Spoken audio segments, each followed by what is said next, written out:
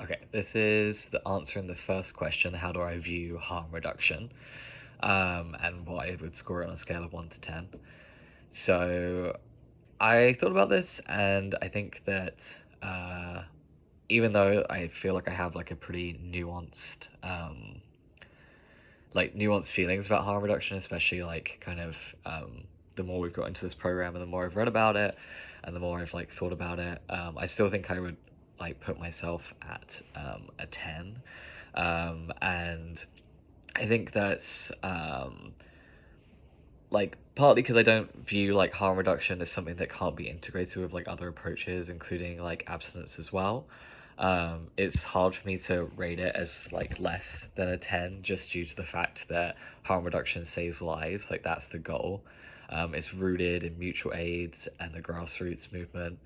And while I do think it's worth noting that there are some kind of like not to say failings of harm reduction, but things like Measure 110, like part of the issue there was like the infrastructure was not fully in place to support harm reduction approach like this.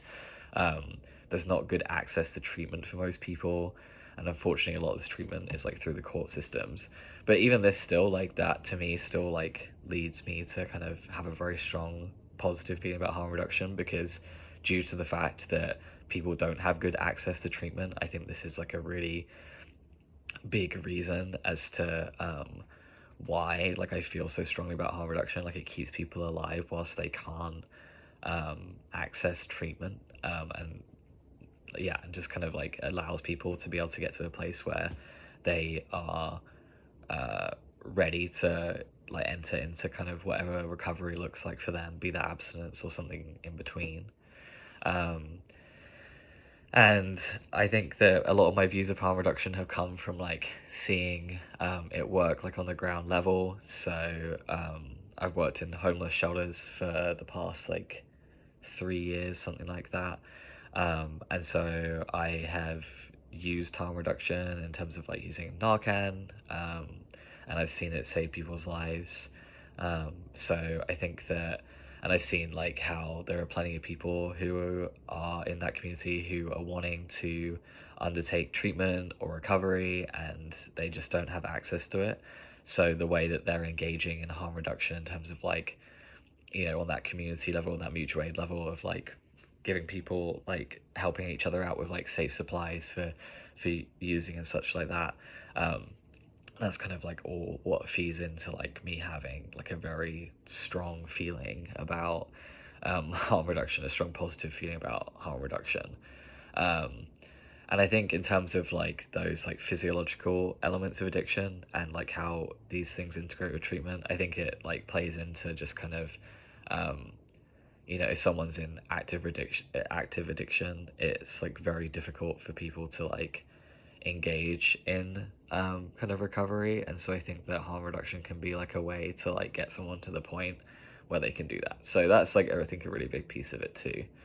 I have definitely had moments where like my views on harm reduction feel like kind of drawn into question, and like I think this happens especially when it's like um, someone who's close to you who uses, and then that kind of like I found myself like kind of catastrophizing, and it brought like the theory kind of like into sharp focus, and like I didn't really view the situation through like a harm reduction lens. It's just interesting how like set into our minds that idea of like a slippery slope, and how ingrained that like abstinence model and morality model is like in our lives. So um, yeah, super interesting, but I definitely still, despite all of like the nuance that I hold about it, I still think that it's like so important and so vital and like a key like part of like how I'm gonna like view helping people with addictions. um so it's kind of I've like had kind of talked a little bit about what informs my view on harm reduction, but just to expand on that, there's like a couple of areas that I want to touch upon. So I've touched a little bit on that experience with homeless folks, and that's definitely like a really big piece of like the puzzle. I think that was like the first time that I'd really been exposed to harm reduction as a concept. um, I've definitely been around people with addiction my whole life, but mostly was understanding it through like a very like Catholic lens, so very like morality focused and very like individual flawed focused, and there wasn't a lot of talk about there was no talk about harm reduction. So my work with like the homeless community has definitely been a really big place where my views have been formed. But then some of the other like pieces of the puzzle are like the communities that I'm part of and want to serve, and how those communities are like impacted by addiction.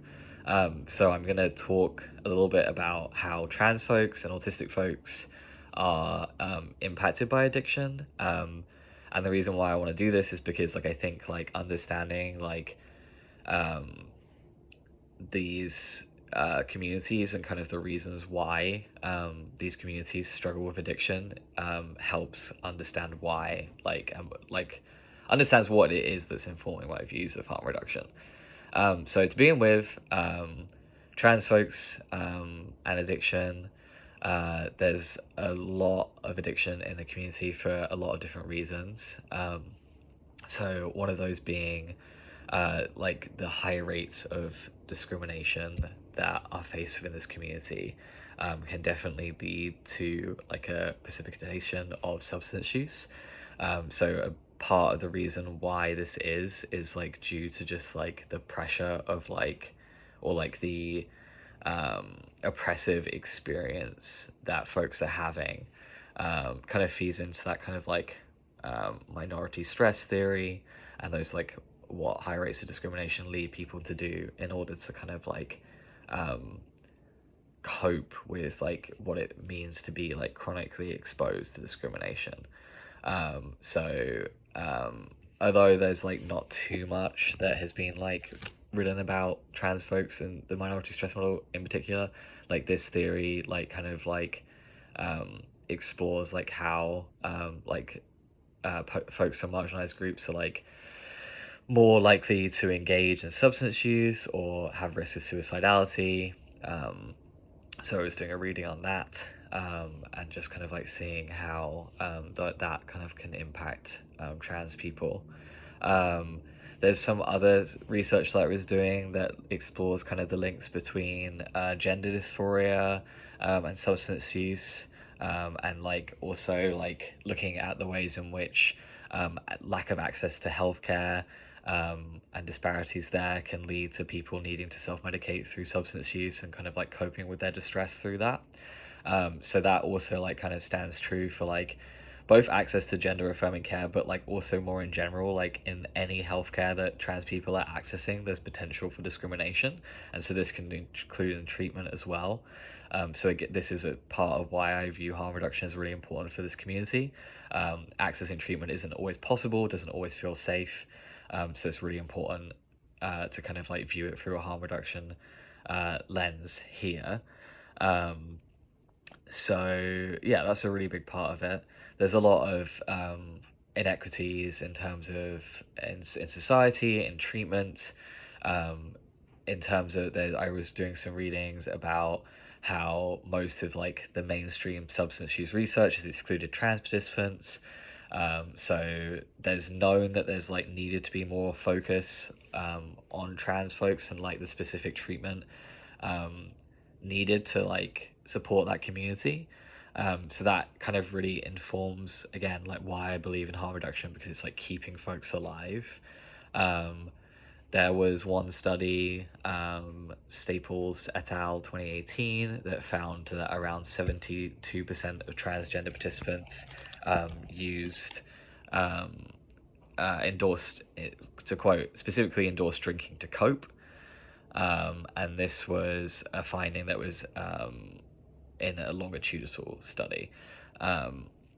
So that's some of the reasons in terms of for trans folks why harm reduction is really important, is because it is an issue that's like really facing the community. There isn't enough research into treatment specific for trans folks. And so when if folks are accessing treatment, it isn't necessarily tailored and catered to them, and this is a really big issue. So again, the kind of thing that I keep coming back to with harm reduction is that it keeps people alive until the point at which they are able to access care that actually is going to help them. So moving on to autistic folks and addiction, like kind of similar reasons. Like obviously there's the oppression elements too, but there's some other pieces that kind of come into play here. So a lot of what I'm referencing here is from Devon Price's book Unmasking Autism. And there's also some other studies as well that I read and some other articles that I read. So particularly regarding late diagnosed autistic people, there's a lot of folks who suffer from self-harm and eating disorders and alcoholism. There's an elevated risk of addiction due to the need to mask stims and other autistic traits, and also to cope with the pressures that come with masking and kind of the exhaustion that comes with that. There's like a huge amount of like anxiety that comes from being autistic. And so again, like another piece of this can be that drugs and alcohol are used to like help cope with that level of anxiety. It can be used to help dull sensory overstimulation. And conversely, if someone is like a sensory seeking autistic person, it can also be like super stimulating. It can help relax inhibitions and filters. It can provide energy to get through the demands of like neurotypical society, and it can really help with an anxious mind and help silence the inner critic. So that's some of the things that Devon Price references in his book as to the reasons why drug and alcohol can really help autistic folks. There's also like kind of to explain a little bit more about the sensory overstimulation. Autistic brains have like hyper excitable neurons, so that means that our senses, so to quote Devon Price, meaning our senses get set off more easily by small input than neurotypicals don't even notice. So this isn't like that is a reason why like alcohol or weed or other drugs can be really helpful. It's just kind of like calm that mind, calm the senses, and kind of like help with some of the overstimulation that's happening. Sensory input can be like experienced as physical pain. So that's from an article Jones et al. 2003, and this kind of just like speaking to that like physical pain, it like really kind of like explains why like some autistic people will need to engage in drug use or alcohol use to kind of like help with this. And I think this is why like another reason why harm reduction really feels like it fits here is because like I think that it helps to not demonize the behavior and helps to understand with like compassion as to why people are using.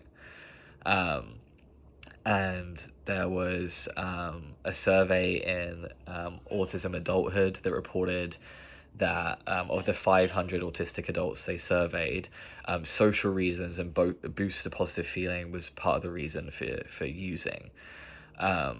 So I think it's just like really important to understand like that and kind of like have that like inquisitive mind about like what are the positive things that someone's getting from their drug use rather than going down just like a demonizing strand. And I think that harm reduction is a really good model for this.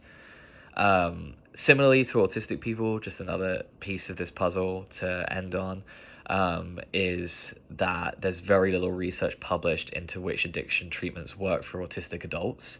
It's been found that like CBT is not very helpful for autistic folks like generally, because it like kind of focuses on like changing wrong thoughts, and that can be really invalidating to people who are genuinely facing like those thoughts aren't necessarily wrong. Those anxieties are not wrong. They're real. They're founded in like real like oppressive experiences that people are having. So I think that like the lack of access to helpful treatment, again, as similarly with trans folks, is the reason why that I view harm reduction like in a really positive light for this community. And then just to end this question on like just to reiterate again like how much like working with homeless folks has really kind of like informed my opinion on this. Just like I feel like that's the roots of harm reduction, and seeing it in action has really kind of given me like a very positive outlook on it. So the third question, how do the recovery process and harm reduction integrate? So the big piece here, I think, is like the element of like agency. There's a focus on healing and not shame. There's no like wrong way to do harm reduction. There's no sliding back or starting over from the beginning. There's just staying alive and surviving in this world as best one can. It takes into account societal forces in a way that some of the traditional models, like the morality model, do not. And there's no concept of like it being a moral failing for someone engaging in their addiction. And then thinking, there's like a good quote from the harm reduction gap. The harm reduction movement evolved over decades as younger generations have taken the reins and built upon the lessons of elders that came before. And specifically, they are fighting for policies that allow greater access to supportive and affordable housing, guaranteeing a living wage, reform our criminal legal system, fund the social safety net, and expand access to healthcare and other life-saving services. And the reason why I wanted to like draw out these quotes is like this is the key difference. Recovery is much easier with these things in place, and there's a recognition of like social and oppression factors in addiction. Yes, it can occur in anyone, but there is a deep inequity in the recovery process, and a lot of the traditional models like don't focus on these like societal forces. And both the harm reduction gap and chasing the stream focus on like the ways in which like harm reduction plugs the gap for where institutions are failing people and the current and traditional models are falling short. This is like a really big like way in which that I view like the harm reduction and the recovery process integrating. Is it really just helps like understand like why recovery can be really difficult for folks when they don't have these things in place. And I spoke a lot about that in my answer to like the previous question, is like the communities that I want to work with, homeless folks, trans folks, autistic folks, like these things like the living wage, affordable housing, social safety net, and healthcare, like all these things are coming into play for these communities. And harm reduction is a model that really like understands this, and like understands like how like if you don't have these things in place, like recovery is really challenging, because the reasons why someone is engaging in their addiction like still remain to be true. And then moving on to just the final question to close up here, salient learning points and takeaways. So in regard to how I would implement harm reduction in an abstinence context, I think that it fits very well with my general view of harm reduction, and I've said this a lot throughout this. It keeps people alive. I'm very pro of any method of recovery that a client wants to undertake, and understand for many people abstinence is the goal. The book Chasing the Scream discusses how harm reduction has been shown to be an excellent way of leading people to abstinence in the long run. To begin with, people may engage in safe injection sites or other forms of harm reduction, but along the way, they may wish to engage in abstinence or at least something close to this. Harm reduction, by definition, meets people where they're at, and gives people time until they are ready to enter whatever recovery looks like for them. And that's something that I really love about this, and is like a really big takeaway for me. Another way that I want to engage in harm reduction in my practice is by offering pro bono sessions to low income and homeless folks, especially folks who are struggling with addiction. The reason why I view this as harm reduction intervention is the very roots of harm reduction are in the idea of advocacy and mutual aid. There is a deep rooting of nothing about us without us, and I want to bring this ethos and this idea of community into my practice and community, and this idea of like community care.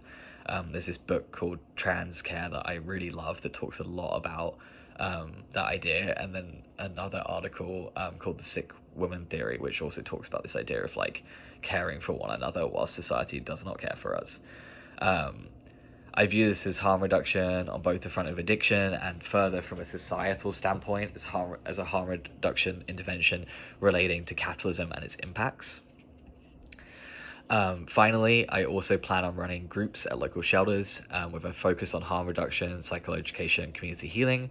I would hope to have an element of involvement for the community itself to run these groups and not enter the space as a role of expert. It is vital to stick to the roots of harm reduction because I feel like if this element of harm reduction is lost, then its impact is lost. It will isolate the very people it proclaims to help. I want to be extremely conscious of this, especially when working with the homeless community. It differs from when I work with autistic folks and trans folks as I'm part of this community. So those are my three takeaways. And I love harm reduction and super passionate about it. I'm really excited to bring it into my practice.